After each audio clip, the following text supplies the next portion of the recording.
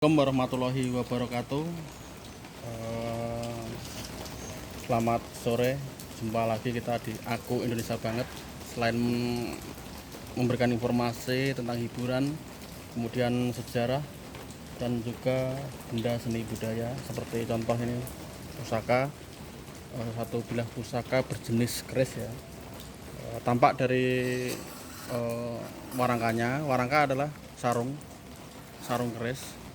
Bentuknya ada dua ya, beranggah atau ladrang. Ini ladrang jenisnya. Ini namanya ladrang Solo. Saya juga kurang paham jenis warangka. Kemungkinan ladrang Solo atau ladrang Surakarta ya. Terus kemudian untuk kayunya sendiri ini kemungkinan gembol jati. Ini ras ya. Jadi nggak disambung langsungan. Jadi dulunya mungkin bikinnya dibakar atau dibor sama sekarang biar bisa langsung seperti itu. Terus ini deder namanya bendelnya. Ini juga dari beda nggak kayu jati nih, nggak tahu kayu apa ini. Ini model Solo juga. Terus mendaknya ini, cincinnya ini sepuan emas sudah dites. Ada mata batunya asli batu ini. Baik, kita langsung saja melihat isinya seperti apa ya teman-teman. Untuk isinya sendiri ini adalah keris Nogososro, kinatah sepuan emas. Kita lihat, langsung kita lihat saja. Terus cara membuka keris sendiri dengan cara tidak sembarangan ya. Kita untuk membukanya ada adabnya dengan cara memberi sebenarnya enggak memberi penghormatan. Sebenarnya juga enggak penting juga, mau enggak pun enggak masalah ya, tapi sebaiknya kita ikutin tata caranya dengan memberi penghormatan seperti ini ke jidatnya. Kemudian yang kedua kita balik seperti ini dan mencabutnya pun enggak boleh pelan-pelan, kita langsung aja kita cabut seperti ini. Nah, seperti ini, enggak boleh pelan-pelan. Kalau di bahasa Jawa diunus atau cabut. Terus kemudian jangan dihadapkan ke muka dulu, langsung kita buang dulu energinya. Untuk membuang energi misal ada energi yang panas atau gimana, kita buang dulu energinya biar enggak itu. Jadi seperti itu.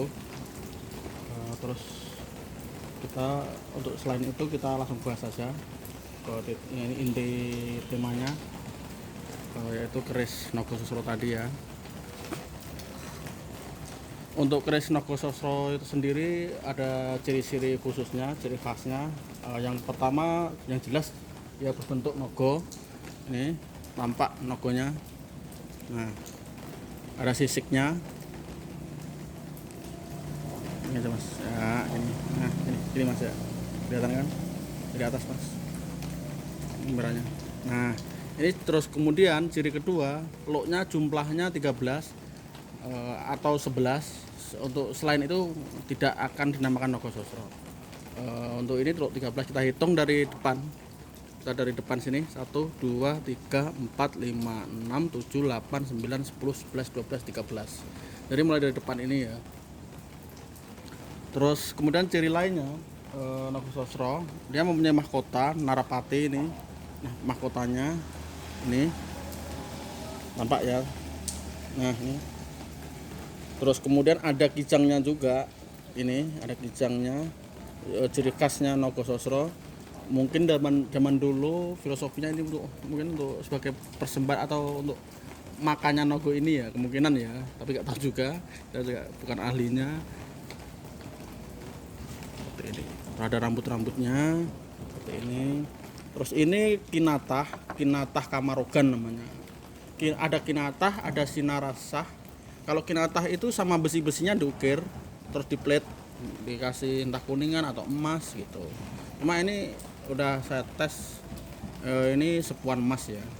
Dalamnya mungkin tembaga atau apa namanya. Ini jelas emas. Terus sisinya sangat detail banget, lihat dari dekat. Lihat, detail banget. seperti itu. Itu adalah salah satu beberapa ciri ya, ciri dari Nogososro. Dan apabila kepalanya nggak berbentuk seperti ini atau ciri-ciri yang tadi saya sebut, ada kemungkinan itu nama-nama keris-keris lain. Banyak sekali nogo-nogo, nama nogo-nogo itu. Terus kemudian kita bahas rancang bangun ya. Rancang bangun itu adalah bentuk bilah. Bentuk bilah ini seperti ini.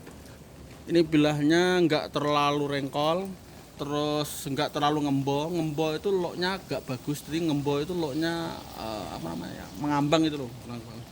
Kalau ini loknya kan agak ya sedang lah ya. Jadi terus bilahnya kecil ini. Bilahnya kecil. Jadi ini masuk estimasi masuk era Majapahit. Karena di sini ada gambarnya pamor atau pamor namanya, ada ini kan diwarangi dikasih arsenik ini. Terus ini keluar pamor tapi nggak kelihatan, nih harus diminyakin dulu.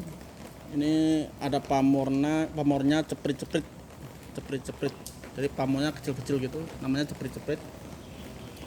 Jadi di setiap keris yang era Majapahit ke sini, era Majapahit, Mataram, mulai Majapahit lah udah mengenal pamor, mengenal gambar-gambar keindahan keris. Jadi campuran dari baja, batu meteor atau nikel dan berbagai macam besi lainnya.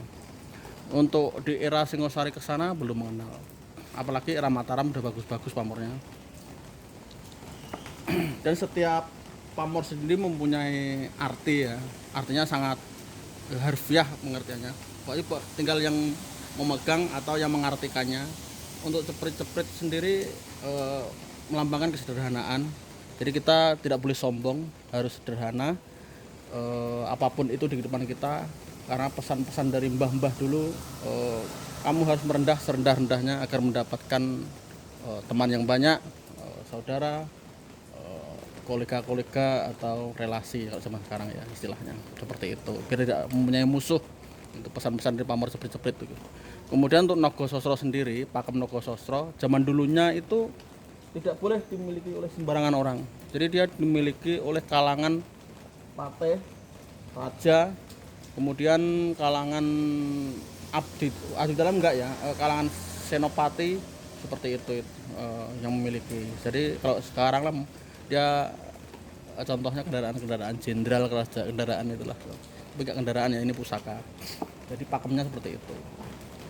Dan beruntung sekali kita mendapatkan ini. Terus Nogososro sendiri itu banyak ya, ada yang pengertiannya untuk filosofinya untuk pangkatan, pimpinan, untuk mengatrol jabatan, dan banyak lagi lah untuk memperkokoh seperti itu. Harapan sang empunya katanya seperti itu, harapan dari empunya. Allahu alam ya. Yang penting dibuatnya waktu itu doanya dengan doa positif seperti itu. Selain itu sudah sangat langka karena akhir-akhir ini banyak yang keris-keris kamardikan, keris prosesan, remposan seperti itu. Tapi kamardikan pun akhirnya nanti akan menjadi keris sepuh ya. Kamardikan itu adalah keris era 45 ke sini. Itu nanti akhirnya juga jadi sepuh dia kalau udah dirawat lama. Itu jadi kita harus melestarikan juga. Kemudian alhamdulillahnya lagi keris sekarang yang ketua Serikat Perkerisan Indonesia Nasional Indonesia yaitu Bapak Fadlizon menjadi Menteri Kebudayaan, di Dewan Pembinanya juga Pak Prabowo. Ini mau diresmikan Hari Keris Nasional bulan April kalau nggak salah. Alhamdulillah benar-benar diakui di Indonesia, biar nggak diakui negara lain. Untuk teman-teman yang baru mengerti keris atau mau mempelajari keris, kalau mempunyai keris di rumah ya dirawat, karena ini budaya, peninggalan seni budaya, peninggalan mbah-mbah kita, leluhur kita yang perlu dilestarikan karena karya asli Indonesia ya. Seperti ini. Saya kira cukup ya untuk pembahasan kita. Untuk teman-teman yang baru mengkoleksi, memang nggak murah ini. Kita harus benar-benar menguras kantong untuk mempunyai sebelah keris. Semoga teman-teman bersabar dan semakin banyak koleksinya. Saya kira cukup. Waalaikumsalam warahmatullahi wabarakatuh. Salam budaya.